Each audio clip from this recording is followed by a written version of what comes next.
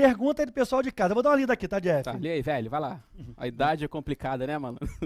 Ó, Samuel. Ó, quando você mandar dúvida, manda assim, o Samuel de tal lugar. Eu quero saber com quem que eu tô falando, de onde que é, tá ligado? Então, ó, Samuel Machado perguntou o seguinte. Perguntas. Se os elétrons estão em constante movimento na eletrosfera, como que as partículas alfa atravessaram o átomo, né? Jeff, responde ou responde? Imagina o seguinte, né? Essa eu respondo a próxima tua, porque a outra é difícil, eu não sei responder, não. Olha Safado. só. Imagina o seguinte, a massa do elétron, ela é cerca de 1836 vezes menor que a massa do próton e do que a do nêutron. A partícula alfa corresponde a 2 prótons e 2 nêutrons. Então você tem aqui o equivalente a aproximadamente 4 prótons.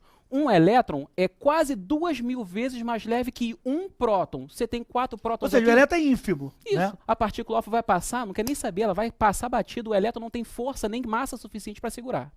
Certo? Exatamente, a partícula alfa Segunda, passou. vou ler para você. Ó, no modelo de Rutherford, a pergunta do Josen. Mas aí, desculpa se eu falei errado, tá? Mas acho que é isso mesmo. Josen Conjeta. Isso. Conjeta. No modelo de Rutherford, ele constatou que o núcleo era positivo e a eletrosfera era negativa. Assim, deveriam haver repulsão entre os dois pela diferença de cargas? Pergunto. Assim deveria. Pergunto. Ele não pensou na possibilidade do nêutron para deixar esse núcleo estável? Pois é, muito legal, Josi, tua pergunta muito maneira. Foi assim, na verdade, o Rutherford não pensou, cara. Coisa meio óbvia, né? Você pensou, eu pensei, e o cara na época envolvido com o estudo, não. Mas dois caras, um chamado James e o outro chamado Cradwick, pensaram, Rutherford, teu modelo é bacana, mas há de haver, porque olha só, se o núcleo é todo positivo, né, os prótons ali no núcleo vão fazer o quê? Se repulsar, e o núcleo vai desintegrar, ou então o elétron vai atrair. Há de haver, foi o que o James e o Cradwick falaram, alguma partícula que fique entre os prótons no núcleo e que impeça essa repulsão entre elas. Ou seja, se tu botar uma pessoa aqui agora que fala assim, não briga não, essa pessoa era o nêutron. Foi proposto por James e Cradwick, né? Isso, os nêutrons acabam funcionando como isolantes entre os prótons. Exatamente, palavra perfeita, Jefferson. Um próton perto do outro. Quanto mais perto, maior a repulsão. O que o nêutron faz? Fica no meio, minimiza, mas não acaba com a repulsão entre eles. Existe uma outra coisinha aí chamada energia de união, que é o que mantém esse núcleo estabilizado. Tá? Isso aí tem a ver depois com a equação de Einstein e tudo mais, é viagem total, não é papo pra gente nem pra medicina. Tá? Mas existe essa energia de união que mantém o núcleo estável. Entretanto, o nêutron está funcionando sim como um isolante entre os prótons no núcleo e ajudando a estabilizar sim. É o cara que está apartando a briga, tá? Aquele cara, pô, briga não, entendeu? Ele faz isso e aí o núcleo então não desintegra. A terceira pergunta é de Mercedes Ohana. Ela pergunta assim, ó. Gente, fala de onde você é. Eu gosto muito de saber a Mercedes de onde. Depois você me fala, mas aí eu sou de tal lugar. As partículas alfa positivas não ficam retidas pelos elétrons? A pergunta é parecida, né? É parecida com a primeira. É o elétron é muito Josen, pequeno, muito Samuel. leve, a partícula alfa passa batida com a velocidade que ela sai do polônio, certo? E pela massa que ela tem, ela acaba não tendo resistência pela passagem pelos elétrons, mas sim bate e volta nos núcleos. Exatamente. Certo? Beleza? Ó, continua mandando tua pergunta.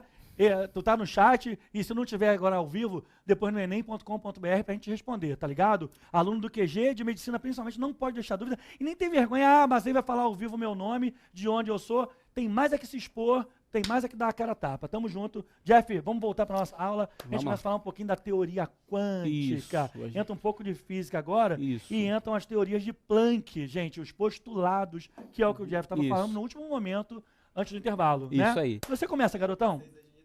Oi? Mercedes é de Niterói. Mercedes de Niterói. Mandou bem, hein? Falta Samuel, falta Josen. Vai lá, Jeff. Vamos lá, então. Postulados de Bohr. Assumirei como verdade, mas não exigirei comprovação disso, para poder dar um avanço. E as comprovações experimentais mostram que, na verdade, o que ele estava propondo estava certo até certo ponto. Né? A gente vai elucubrar isso depois um pouquinho. Tá? Olha só, vamos lá. Aí você tem aqui a ideia de que o elétron, ele está trafegando, ele está trajetando, né? Um neologismo horrível esse. Né? Não, é isso mesmo. Ele está transitando, transitando em torno do núcleo numa órbita que é bem definida, uma chamada órbita estacionária, tá? E que cada elétron ele tem uma determinada quantidade de energia intrínseca a ele. É um pacotinho de energia chamada de quantum. O quantum seria a menor quantidade de energia que uma partícula poderia carregar. Não existe meio quantum, dois quantos e meio, sempre números inteiros. Na verdade, a conclusão é assim, ó, a eletrosfera se divide em camadas com energia quantizada. Até tem nome de carro, né? Quantum, Santana Quantum. Eu gosto muito de pegar esses nomes da química para jogar em nome de carro, né? Spin, Quantum, e aí vão as propagandas, mas tem muitos nomes aí. Vamos lá. Beleza? Então, olha só. Esse quantum é a quantidade mínima de energia que a partícula carrega. O plural de quantum, aliás, a energia é quanta, o plural é quantum, certo? Esse quantum é a menor quantidade, então você não tem subdivisões desse quantum, e cada átomo tem o seu quantum característico de energia. É como se você pensasse no seguinte: qual é a unidade monetária no Brasil? Real. Menor subdivisão? Centavo, tirando o posto de gasolina. Cara, certo? Que exemplo maravilhoso. Gostei muito. Centavo. Aí tu vai para os Estados Unidos. Unidade monetária, dólar, menor subdivisão. Não chora não, tá? Não chora quando eu falo dólar, não chora não. Eu já chorei muito por causa disso. Menor subdivisão, o cent. O centavo do Brasil tem o mesmo papel que o cent nos Estados Unidos, mas os valores são diferentes. Caraca, gostei que tem a ver disso, moleque. Pô, aprendi com um camarada aqui. Aí, olha só.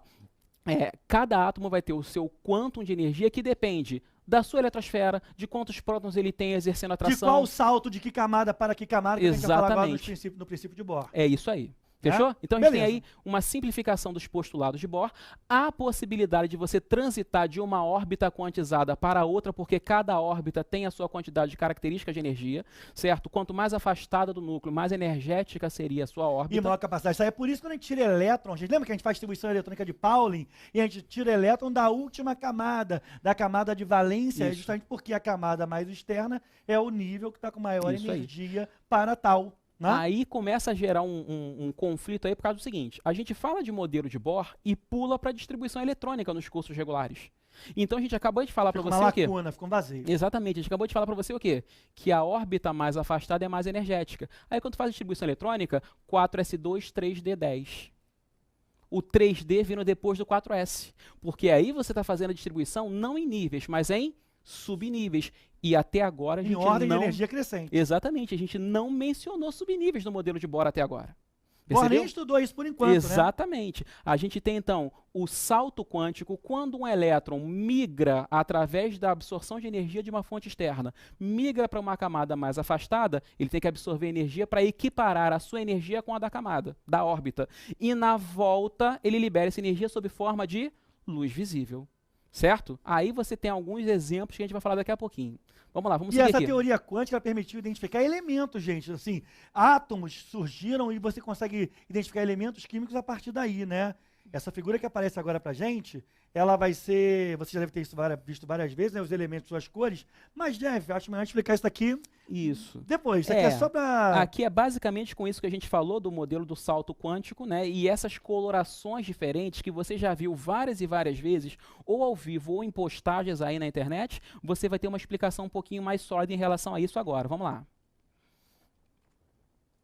Vamos lá, quer continuar? Vou passar pra cá, que fica então, melhor. A primeira coisa que é importante você estar ligado é o seguinte, que aqui se você tem um nível de energia interno E1, um nível E2 e E3 mais externos, a energia cresce para fora, como o Jeff falou ainda agora, né? Então, o que acontece? Ao receber energia, repara só, o elétron passa de um nível E1 para um nível E2. Isso aqui ele está absorvendo energia. Vê se você entende, ele precisa parar, esse nível aqui tem mais energia que esse. Então o elétron ele não tem energia suficiente para estar aqui. Mas quando ele ganha energia, essa energia então ele adquire, como se fosse assim, adquire capacidade para atingir esse nível mais externo. Só que essa energia é pulsada, e o elétron então volta. Quando ele volta, gente, ele devolve, ó, ele está indo do E2 para o E1. Ele devolve essa energia, só que aí sob a forma de energia eletromagnética, de onda, que é a luz, né? Isso. E é isso que geram os fogos. Repara que os fogos têm várias cores, por quê? Porque os elétrons excitados de níveis diferentes, de vários átomos de elementos diferentes, eles saltam com níveis e quantidade de energia diferentes. Isso, vai aprofundar isso para você agora. Vou até bater um papinho aqui, olha só. A gente não acabou de falar do quantum, que cada elétron tem o seu quantum de energia? Então, se cada órbita, se cada nível tem a sua quantidade de características de energia, cada salto quântico desse envolve uma determinada quantidade de energia que está associada a um comprimento de onda. A gente fala daqui a pouquinho da constante de Planck para poder fazer essa proporcionalidade, certo? E a partir disso, você tem comprimentos de onda distintos associados a cores diferentes. Por isso, o teste da chama que você viu ali, a teoria quântica te permitindo identificar quais elementos que estavam ali, porque os saltos quânticos são característicos. Fechado isso? Beleza? Vou voltar lá. Fala aí, mas Mazei. noção aí, e é por isso, gente, por exemplo, se você tem um salto quântico do elemento químico cobre, que vai de um nível 4 para o nível 3, a coloração é diferente da coloração dos outros. Tá ligado? Beleza? Vambora. Bem, os postulados de Niels Bohr, né? O Niels Bohr, que foi aluno do Rutherford, né? De acordo com o modelo atômico proposto por Rutherford, os elétrons, ao girarem ao redor do núcleo, com o tempo perderiam energia e se trocariam com o núcleo, bateriam no núcleo, né? Vão perdendo. Como o átomo é uma estrutura estável, o Niels Bohr formulou então essa teoria, né, gente? Que é baseada na teoria quântica de Max Planck. O primeiro postulado é esse, né, Jeff? Isso, as Os órbitas elétrons circulares. devem órbitas circulares, como a gente já falou, ao redor do núcleo, né? E sem emitirem nem absorverem energia. É aquela coisa meio que constante. Isso, não porque é? se ele absorver energia, ele vai para fora. E Se aí ele entra o perder que aqui, energia, vem Jeff? pra A dentro. física, né? Ó, aqui. Entra a física aí. O que é isso Porque aqui, Jeff? você está percebendo aí que tem uma velocidade tangencial aí, certo? Então você tem uma força centrípeta Ó, nesse aqui a força movimento circular. Aquela que atua para o centro, tá, Isso galera? aí. Ó, né? Beleza? Você calcula essa força centrípeta como mv2 sobre R. Exatamente, e essa... onde R é o raio do movimento Isso. circular, tá, gente? Isso aí. E aí a força eletrostática é exatamente essa força centrípeta, é a força de atração do núcleo para com os elétrons da eletrosfera. Certo isso? Olha a física Beleza. batendo papo aí. Então Segundo esse é o postulado. primeiro postulado do Bohr. O segundo postulado, ele fala o seguinte, que é aquilo que é meio óbvio, né, que nós já falamos. Fornecendo energia elétrica, térmica a um átomo ou um ou mais elétrons absorvem e saltam para níveis mais afastados. Ao voltarem às suas órbitas originais, Tá, eles devolvem essa energia, tá ligado? Então, é assim, o salto quântico é como se fosse assim. Imagina o seguinte, eu estou no avião e eu quero saltar de paraquedas, tá? Eu não faria isso nunca. O Jeff foi agora lá para Porto de Galinhas. Porto de Galinhas. Beijão daí, do pessoal de Recife, Pernambuco. Pernambuco. Jeff soltou lá de uma tirolesa. Eu não tenho coragem. Precisa de uma energia grande para tu soltar daquela tirolesa. Para tu soltar, não é isso? Para tu atingir um nível de energia maior. Essa adrenalina eu não tenho. Uhum. Então é isso que é um salto quântico. O elétron, ele está quietinho ali. Ele, para ser promovido a um nível externo maior, ele precisa absorver energia. Uhum. E é aí que ele salta para uma camada mais Isso aí. externa. Vamos falar rapidinho sobre esse salto quântico novamente. É o seguinte. O pessoal está perguntando aqui, por isso que a gente está falando pergunta isso, tá, sobre salto gente? quântico. A gente está voltando a falar disso. Que quem perguntou, Caio? Sobre o salto quântico. Ana Paula, de onde? Não disse, né, Ana? Mas Ana Paula perguntou pra gente sobre isso. Ó. Aí, Ana, ó. Teste da chama, tá? Imagina uma lâmpada fluorescente em casa, depois a gente fala do teste da chama. Você tem dois terminais, não tem? Dois terminais onde você encaixa a lâmpada. Então ali você tem uma diferença de potencial e uma energia potencial elétrica. O seu elétron, ele ficaria na órbita estacionária se ninguém perturbasse, ele continuaria Quietinho, ali. rodando ali, quietinho. Né? Entendeu? Pelo postulado de Bohr, ele não absorve, não libera energia. Quando você encaixa a lâmpada fluorescente, que tem vapor ali dentro de mercúrio, né? E essa energia potencial é fornecida, o que esse elétron faz? Absorver energia. No que absorver energia, apresenta... É como se ele levasse um choque. Isso. Ele leva um choque e ele... Isso. Deu pra Aí... entender? Foi? Acho que tu entendeu, né, Ana? Aí ele absorveu essa energia e passou a ter energia compatível com a órbita mais afastada. O que ele faz? Vai para a próxima órbita. Agora pensa comigo. Um sistema que armazena muita energia, ele é estável ou instável? Pensa. Ele deve ser instável. Quanto mais energia um sistema armazena, menos Porque as coisas estável explodem, ele é. né, Jeff? As coisas Por isso que explodem as coisas por isso. explodem. Entendeu? Algo só explode porque não consegue mais comportar a quantidade de energia que está ali dentro. Então, libera essa energia e estabiliza. Quando o elétron passou para a órbita mais externa, que é mais energética, ele ficou menos estável. Qual é a tendência natural? Estou aqui, vim para cá, não ficou legal. O que eu faço? Volto. Só que para voltar eu tenho que equiparar a energia da órbita de volta. Mas eu estou com energia a mais, eu tenho energia para gastar. Ele devolve essa energia. Devolve essa energia sob aí- forma de onda eletromagnética Onda dentro do espectro visível, que é a luz. Por isso que a tua lâmpada fluorescente funciona. Por isso que você tem aqui naquela figurinha do teste da chama substâncias diferentes, com elementos químicos diferentes, energias diferentes envolvidas Gente, na pra você que está transição. em casa, só para você que está olhando para esse monitor agora, esse monitor que você está vendo aí, é tudo salto quântico, são elétrons saltando. Gente, química é fantástico, não é? Exatamente. Pensa, são saltos quânticos. Se você botar o pelo assim, ó, o braço, você tem que fritar assim. Fica eletrizado, é. Já percebeu isso? Porque tu sente os elétrons saltando. Experimenta fazer isso. Bota a mão perto, vai pensar uma energiazinha assim. Muito maneiro. Acho que agora ficou um pouco mais claro. É, Vê se Ana, foi. vê se ficou claro. Se não, daqui a pouco tu fala no enem.com.br. Alex Guimarães de Porto Alegre. Como que ainda existe força centrípeta entre o elétron e o próton do núcleo, se existe o nêutron para isolar os dois a fim de não colapsar? Sim, vamos lá. Não, mas só um minuto. Peraí, Alex de Porto Alegre. Alex, olha só, o nêutron é para isolar os prótons de não se repulsarem. Vê se você entende. O núcleo, ele é todo de cargas positivas, pensou? Então imagina um negócio cheio de carga positiva, mas só que elas são iguais. Então eles se repulsam no Isso. núcleo. Isso. Isso não é elétron núcleo, É, entendeu? O fato do nêutron isolar os prótons e impedir não que os cola- prótons exerçam uma repulsão maior, Entre os prótons. não impede que o próton atraia o elétron. Exatamente. O elétron em movimento circular, segundo o postulado de Bohr, força centrípeta. E a força elétrica do próton para com o elétron. Próton com próton, nêutron está ali isolando e minimizando a repulsão. Exatamente, os prótons, eles ficam brigando ali. No núcleo, eles acabariam se afastando, assim o Isso núcleo aí. acabaria, entendeu? Esqueci Certo. o nome dele, perdoa. Alex, entendeu, Alex? Aí o que acontece? Para os prótons não se repulsarem, o nêutron entra. Mas a atração do núcleo, que é positivo, com a eletrosfera continua existindo. Ou seja, há um movimento de fora para dentro, que é a força que atua para o centro, que é a centrípeta. Tá ligado? Certo? Aí um abraço pro pessoal de Porto Alegre, eu tive há pouco tempo. Vamos lá. Troca de energia aqui, ó, você percebe que o seu elétron recebe energia, salta para a camada mais externa. Quando ele devolve a energia, ele volta para a camada mais interna. Exatamente. Isso aqui seria a energia, né, gente? Esse certo Isso. aqui, ó, é a energia, tá? N. Isso aí. Energia, né? Que Foi? preguiça. Ok. Beleza. Foi? Bacana. Continuando. Aqui, ó. E é isso que a gente chama de fóton, né, gente? Que é a palavra, que é a luz, né? Que é a palavra usada em máquina fotográfica, né? Fotografia, a escrita da luz. Isso aí. A luz atuando Bacana. para imprimir coisas. Bacana? Certinho? Agora, e bacana é, Jeff, e fóton e quantum? Fiquei com dúvida, o pessoal É. de casa pode ter sabido. Qual é a diferença de fóton e quantum em Jeff? Alguns autores dizem o seguinte, né? Escrevem que o quantum é a quantidade de energia. O fóton é a partícula carregando essa Maravilha. quantidade de energia. Isso aí. Certo? Uhum. Bom, continuemos. Olha aqui, ó. Esses degraus aí eu me amarro. Vai lá. Bem, Bohr foi capaz de obter a equação de Heisenberg. O Jeff vai demonstrar isso aqui, umas coisas bacanas pra gente pra caramba. Que é a tal da série de Balmer, tá, gente? Bem como o valor numérico da constante da expressão R. Beleza? O que acontece aqui? Você tem os níveis de energia, repara isso, ó. Tá vendo? Nível N1, nível N2, nível N3. E aqui o que acontece? As órbitas eletrônicas. Ao saltar, o elétron recebe energia. Só que quando ele volta, isso aqui está na forma de luz, né, Jeff? Isso. E como é que eu vejo isso aqui, hein, Jeff? Estou com dúvida, me ajuda aí. Basicamente, essas séries querem dizer o seguinte: você vai saltar de uma órbita inicial e vai para uma órbita final.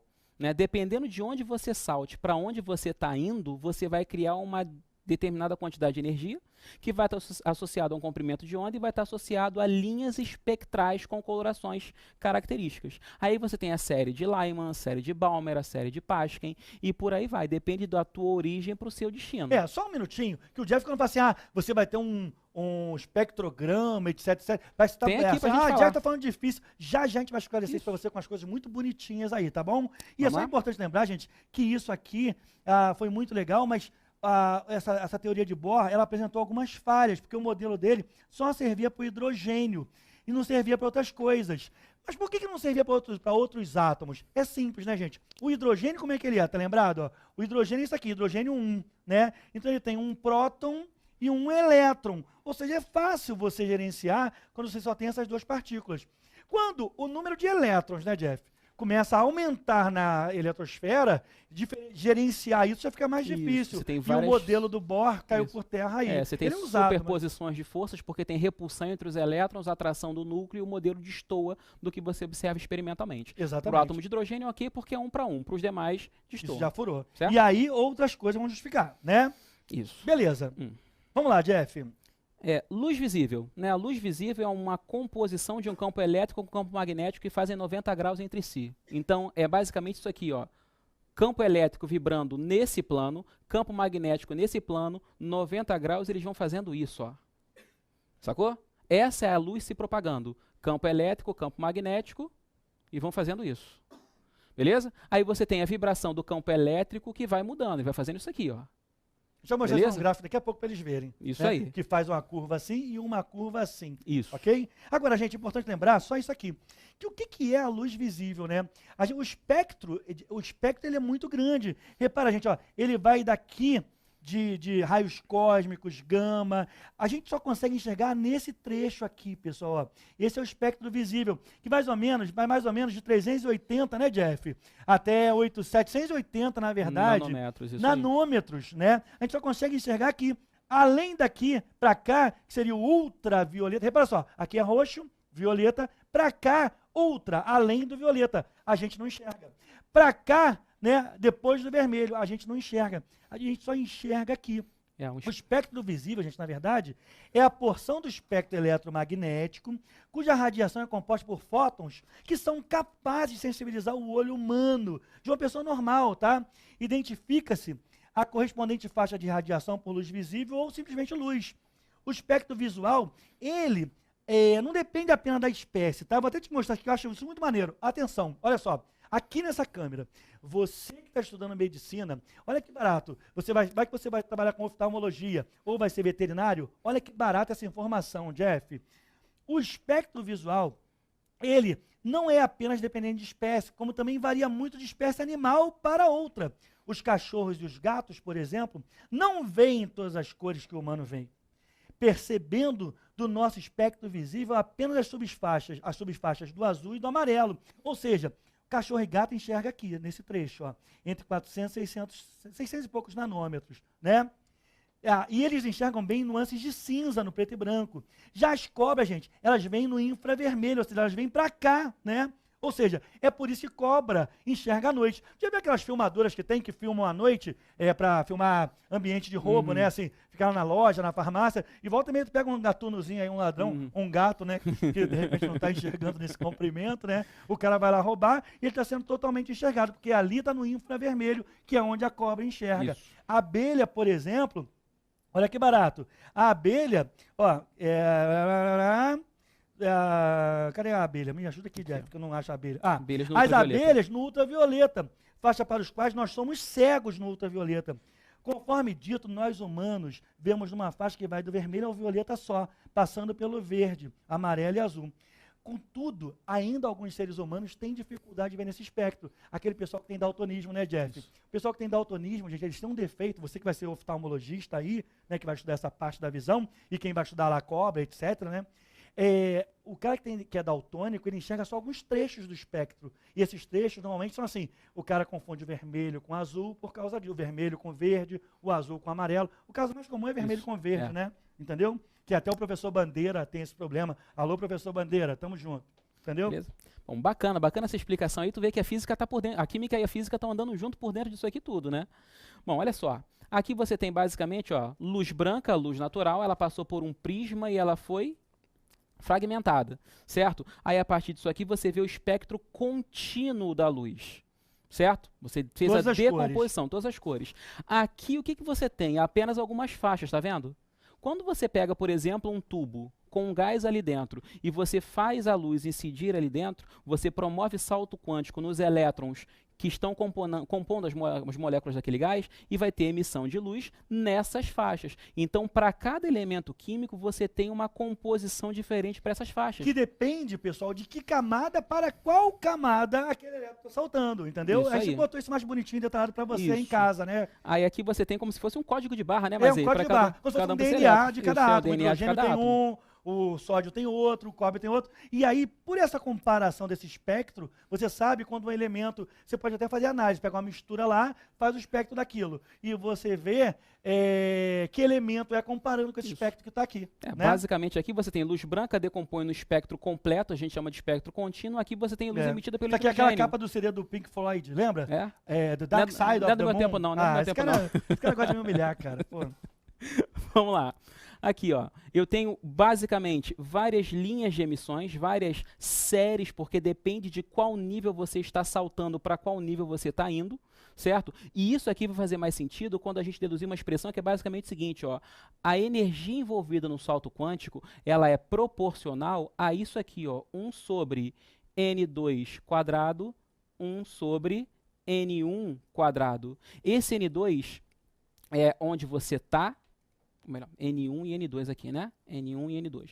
O N1 é onde você está e o N2 é para onde você está indo, certo? Aí você está vendo aqui, ó, o nível que o cara está, o nível para onde ele está indo vai gerar essas séries com os comprimentos de onda. Tá vendo que aqui é visível? Os outros não devem ser, tá? Infravermelho, ultravioleta e se tudo vê mais. cor aqui no Balmer, não se vê cor nos Isso outros. aí. Perfeito? Exatamente. Vamos lá, continuando. Aqui é basicamente uma representação daquela equação que a gente colocou ali, uma simplificação que experimentalmente o Balmer provou, né, que com essa equaçãozinha aqui, partindo de um N maior ou igual a 3... N, gente, é nível ou camada eletrônica que o Isso. átomo solta. É isso Dá aí. o salto dele, tá? Então, Aí você escolhe o 3, por exemplo, né, isso. Jeff? Porque o que acontece? A série de Balmer, ela começa com elétron saltando do segundo nível. Ele só vai saltar para fora se o nível de fora for 3 ou mais. Por isso que ele colocou N maior ou igual a 3. Para N, valores de N maiores ou iguais a 3, né, ele colocou aqui, por exemplo, o N igual a 3, ele faz a conta e chega exatamente no valor do comprimento de onda equivalente ao vermelho. Então, essa comprovação está de acordo com aquelas raízes espectrais que a gente está falando. Isso aí, você agora pega a calculadora, repara, ó, aqui foi o que, ó?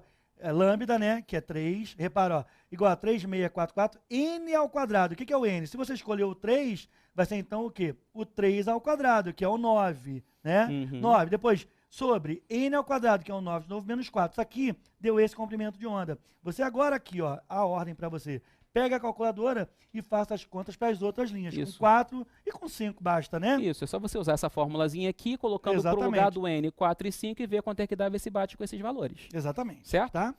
Bom, Bem, agora é importante lembrar, gente, que só a série de Balmer é que está na faixa do visível, ou seja, é aquela que você enxerga, como a gente representou naquele anterior, que é esse aqui, ó, tá vendo? Ó? Só ela está na faixa do visível. Já as outras séries, repara, ó, as séries de Lyman, etc, etc, a de Lyman está na ultravioleta e as outras estão no infravermelho. Isso Ou aí. seja, aqui eu acho que já seria demais cobrarem isso do pessoal, né? Eu acho que o até pessoal porque não isso vai é mais nisso. física do que qualquer outra coisa. Agora, gente, olha essa transparência aí, essa slide, que bonito que ele tá, e com as cores, né, Jeff? Isso. Que é mostrando justamente, gente, o que acontece, ó, Pro átomo as de órbitas de hidrogênio. Bohr para o hidrogênio. Lembra que o Bohr estudou hidrogênio, né?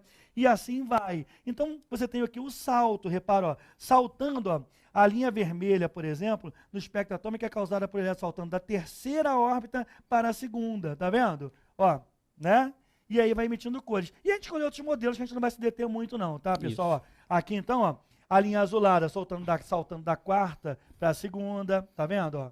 É importante você lembrar que você não precisa saltar da terceira para a quarta, da quarta para a quinta. Você pode saltar da terceira para a quinta direto. Depende da quantidade de energia que foi fornecida para você no caminho. Exatamente. Tá? As transições aqui, mostrando novamente como é que você tem aqui a formação do seu código de barras do seu elemento que você está analisando aqui, e eu vou pular aqui para frente para a gente fazer algumas demonstrações. Aqui o espectro contínuo e as raias de cada uma delas. Só para lembrar para você, gente, quer ver Aqui. um exemplo muito típico disso? Você tem isso no teu dia a dia. Por exemplo, eu estou aqui com um CD, né? Se eu peguei esse CD aqui, tá vendo esse espectro contínuo? Mostra de novo, Vinícius, por favor, o espectro contínuo para ele. Tá aí o espectro contínuo. Se você pegar um CD, tá vendo? Ao incidir a luz branca, que eu estou com a luz branca do estúdio aqui, olha a corzinha que você vê. Vê se você não vê o espectro nesse material que compõe o CD, que é alumínio, tá vendo? Ó, você tá dando para ver, gente, ó, o espectro? Tá vendo? Isso está aqui porque a luz bateu aqui e o elemento alumínio, então, emite nessas cores. Mas tem várias outras coisas, né, Jeff, que a gente pode usar. Você tinha falado comigo antes da assinatura das estrelas, não é isso? Assinatura, bacana, pode bacana. Como é que o cara sabe o que é composto da estrela? Não é muito legal isso? O cara pega a luz da estrela e a partir da luz, comparando com esses espectros, que mostra aqui, Jeff, aí. Ó, comparando com esse espectro aqui, você pode tentar saber se na estrela tem hidrogênio, se tem hélio, se tem neônio, se tem oxigênio. Uma curiosidade para você, as estrelas contêm hidrogênio sólido. O hidrogênio aqui no nosso ambiente é líquido, né? É gás, né? E lá a temperatura é tão baixa que eles chegam a ter hidrogênio sólido em grande quantidade e grande formação de hélio. Tem uma teoria toda que diz que todos os elementos advêm do hélio. Por exemplo, é fácil, né? Se você pegar o hélio 4,2, olha só, e você só multiplicar isso por 3, repara, vai ficar como? Hélio, né? Vai ficar como? Ó, 3 vezes 4, 12. 3 vezes 2, 6. Se você olhar que elemento que é 12 em cima e 6 embaixo, carbono. Então tem toda uma teoria que diz que a maioria dos elementos são advindos do hélio. É muito interessante isso, né? Química, cara. Química Química é se tudo. liga aí, você que vai fazer medicina tem que saber química, brother. É isso aí. Agora, olha só, vamos partir para um algebrismo um pouquinho chato aqui, que é o seguinte, eu vou deduzir aquela expressãozinha para você, tá? Repara, um dos postulados de Bohr diz que o momento angular do elétron é dado por essa expressão, tá? MVR. M, massa do elétron, V, velocidade do elétron, R, o raio da curvatura da órbita que ele descreve. E isso tem que ser proporcional a H sobre 2π, onde esse H é a constante de Planck. Aquele certo? Planck de 1900, tá, Isso gente? aí, tá? Esse N é um númerozinho inteiro que depois você vai ver que está associado e, na verdade, ele é o número da órbita.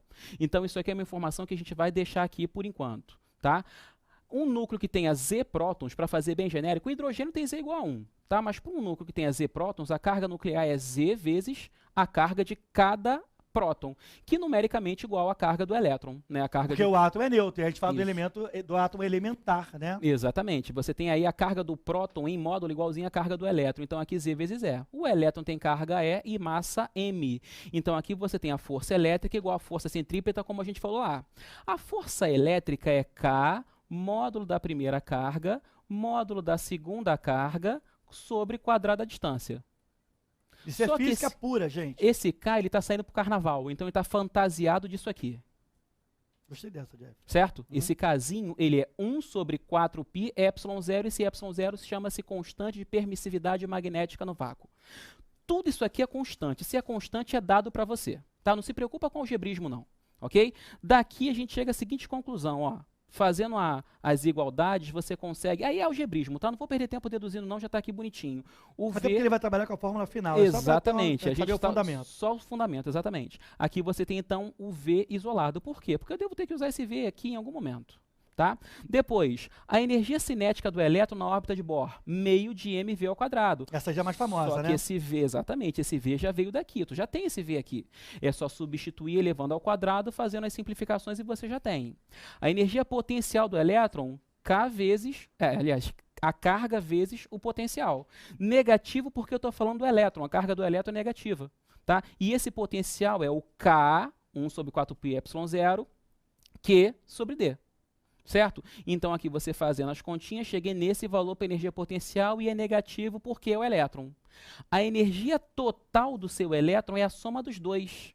Se é a soma dos Cinética dois, mais potencial. cinética mais potencial. A energia total ela já está aqui, ó. Tem até um breguetezinho aqui. Aí, né? Uma rodadinha. Beleza? Aqui é a energia total do elétron. E aí você vai pensar no seguinte, ó.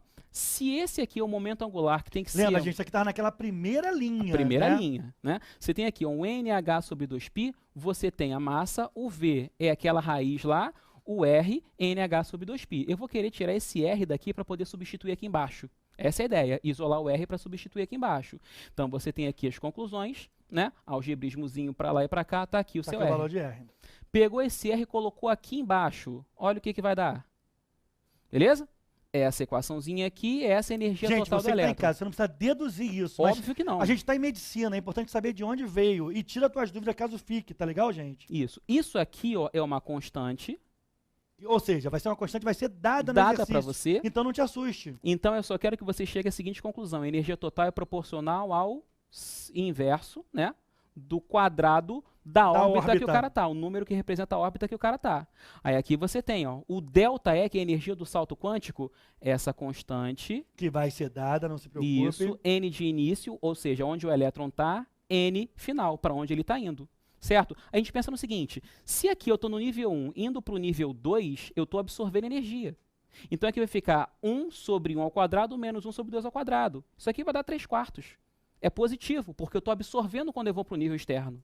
Se eu fizer a diferença, colocar do nível 4 para o nível 3, isso aqui vai dar negativo, energia liberada.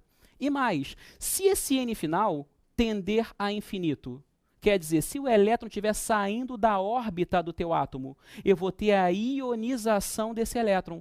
Isso justifica a energia de ionização, lá da tabela periódica, tá? pessoal. Então você vê muita coisa justificada por aqui. E você vê que essa demonstração aqui é física pura, não tem para onde correr, tá? Mas dá para a gente ter uma ideia de como é que você vai chegar a isso aqui. Isso aqui é uma constante, a linha seria dada para você e você tem aí a dedução. Tá? Só para a gente finalizar aqui, 2 minutinhos a mais, o modelo atômico de Sommerfeld, que diz o seguinte: as órbitas de Bohr, elas são circulares. Já as órbitas de Sommerfeld não são necessariamente circulares. Elas são circulares ou elípticas. Então, para cada nível n, você tem uma órbita circular E o restante e n todo menos elíptico. uma elíptica. Se tu Perfeito. tá no quarto nível, uma órbita circular é o subnível S e as outras 3 órbitas elípticas. E aí você pode estudar qualquer um. Subníveis Sétimo S, nível. P, D e F. Uma é circular, 6 são elípticas. Que Certo. são os subníveis. Isso aí. Beleza. Tá? Aí aqui, ó, por isso que agora, com o Sommerfeld, a gente estuda os subníveis, faz sentido aquela ordem de distribuição eletrônica. Exatamente. O 3D vindo depois do 4S. E para você que faz medicina, só para você ter uma ideia desse gap que falta. Quando se faz um curso normal, você sai da onde? Você sai de Bohr Bohr e pula entra direto. em diagrama de Pauling. Você viu quanta coisa tinha nesse meio que o pessoal de medicina precisa saber e que às vezes pensa, pô, eu sabia pra caramba e não passei? E ainda tem um Aí. modelo depois disso, né? É. Que é o modelo que diz o seguinte: você não tem a de encontrar esse elétron. Daí o princípio da incerteza, o pessoal que curte aí. De Broglie. De Broglie é partícula onda. É partícula onda. Dualidade Dualística, partícula onda. dualística. Isso. É o princípio da certeza de Heisenberg. Heisenberg. Você que gosta aí de Breaking Bad, né? O politicamente incorreto. Aquele cara ali, ó, o Heisenberg, diz pra gente que é impossível Não é exatamente conhecer... aquele não, né, galera? Não É o aquele nome lá, dele, é o nome dele. É impossível conhecer com precisão velocidade e posição do elétron. Daí vem a ideia do que seria um orbital. Região da eletrosfera onde é máxima a probabilidade Exatamente. É como se você de fizesse encontrar um assim, elétron. imagina um ventilador parado. Agora pega um giz ou um pilô e faz um xizinho em uma das hélices. Bota pra rodar. E eu te pergunto assim, tira uma foto agora, onde está o elétron? Você acertar onde está o elétron, tá aqui, é muito difícil. Essa é a ideia de orbital segundo Heisenberg. Né? E aí o princípio, o modelo atual, ele dá a ideia disso, né? Com o princípio da incerteza, definição de orbital, a uma região onde probabilisticamente é mais favorável a encontrar o elétron, e conforme você vai montando os gráficos de densidade e de probabilidade, você vai conseguindo descrever cada um desses orbitais e aqueles formatos. O orbital S é esférico, o orbital P é aquele alter rígido e tudo mais. Tá? Tem o G, Então, T2G, um outro monte de isso, outros a gente Gs. teve um caminho longo percorrido aí depois do modelo de Bohr até chegar nesse modelo atual. É muita coisa que num curso regular a gente não tem condição E de a falar. partir daqui, segue o diagrama de Pauling. Deu pra tu entender? Isso aí. Mas tinha todo um buraco aí que a gente precisava cumprir nessa tua aula. É Cara, isso. foi um prazer estar contigo aqui, né, Jeff? Pô. Ah, peraí, só um minuto. Olha só, deixa eu botar meu óculos. Peraí, só um minuto. Marquinhos, já vou parar. Ó, eu tenho que mandar um abraço pra galera que tem tirado dúvida comigo lá no nosso portalzinho lá. Ó, Ana Caroline, Jéssica Monique, Tamires Bazarello, Dene Clayton, Claudemir Nélio, que é o Hudson. Hudson, Facebook, tamo junto. Rafael Costa, Larissa Quantenaro, Diego Queiroz, Josefa, Marcos de Muniz, estamos ligados, todo mundo tem um monte aqui, Tem tá? uma Vou falar lista mais alguns, telefônica estão aqui, ligando cara. comigo. Rafael Felete, Samuel, que já falou com a gente hoje, Amanda, Priscila, Cristine, Igor, Juan, Marlon, beleza, gente. Então vamos me tirar daqui, tá bom? Um abraço, no próximo eu falo mais pessoas. Um abração pra todo mundo. Bom, galera, olha só, invadi aqui, senão o Mazei não para de falar, entendeu? O negócio é louco. É Chega nóis. aí, galera, pra gente terminar essa aula junto. Olha, tô muito feliz aqui e ao mesmo tempo tô um pouco triste também, porque essa é a nossa última aula gratuita do Foca na Medicina. Então, cara, se você ainda não tem o Foca na Medicina, vai lá, porque é fundamental para você. Aula nesse nível aqui, só no QG do Enem, não tem jeito. E além disso, além de 80 horas de aulas de biologia e química, você vai ter o planejamento de estudos, você vai ter a grande possibilidade de ter aula com um cara chamado William Douglas, o cara mais importante hoje em dia em planejamento de estudos no Brasil. Além disso, você vai ter lá o Matemática do Zero, com o nosso professor Sacramento. Tem uma galera aí que já assistiu a aula do Sacra, tá amando o Sacra, entendeu? E além disso, gente, você tem mais de 2.000 exercícios resolvidos, contextualizados para o Enem, tudo lá no Foca da Medicina. E é claro, se você tem ainda ali uma dificuldadezinha, busca o nosso combo, que eu tenho certeza que vai te ajudar. Valeu? Olha, um grande abraço a todos. Foi um prazer estar aqui, não foi, galera? Muito Sério prazer, mesmo. muito legal. Pra gente é um prazer Muito mesmo, legal. tá? Próximas aulas, Mazei, eu, Elton E o Palha, né? Palha, o Palha vai estar aqui Palha. também. Vai ter Palha. mais aulas aí, né, Marquinhos? É, não. Interdisciplinares, Tem entre aulas química interdisciplinares. e biologia. Tá bacana demais, Eu cara. vou dar tapa na cara do café. Inúmeros temas, valeu? Galera, um beijão aí, tchau, tchau, até Valeu, a próxima. galera. Até a Valeu. próxima. Valeu, tchau.